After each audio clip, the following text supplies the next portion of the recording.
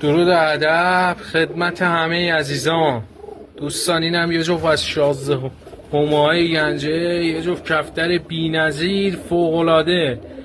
نر 16 هما کاکلی، چشا سیاه، مهر بدون یه خال غلط. دوستان نرش تو لکه ها، صافش خیلی زیباتر و جنسه، واقعا عالیه. ماده تیکه پاره از نسل گرگی، یه ماده درجه 1 کاکلی، دوم تخت سفید، تیزیا سفید، چشم سفید. دوستانی که دنبال یه جفت 16 کاکلی ناب عالین، این یه جفت از دست ندن. چشکیر هر عزیزی هم بود تشریف بیاره دایرکت و تماس، بنده در خدمتم. ماشاءالله.